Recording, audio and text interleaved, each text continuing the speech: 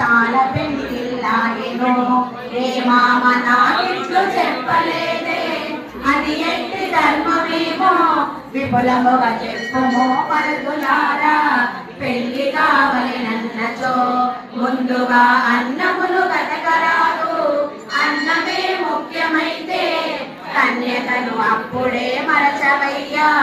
అటులైన వైశ్యులారా అన్నము నాకొద్దు నిజము నిజము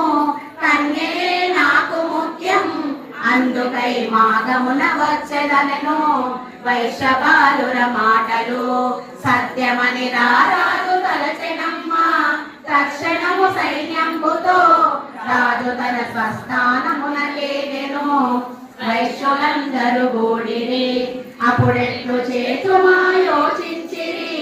యువజన సంగమంతా యుద్ధము చేయుటే సత్యమనిరి వాసవాంబ చక్కని ఉపమానమిటు చెప్పెను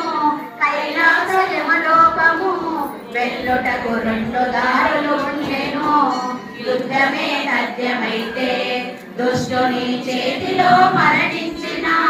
మోక్షమును చెందమప్పుడు మనకును యమలోకమే తథ్యము దుర్మార్గుడై ఉండిన సైంధవుడు అభిమన్యు చంపెన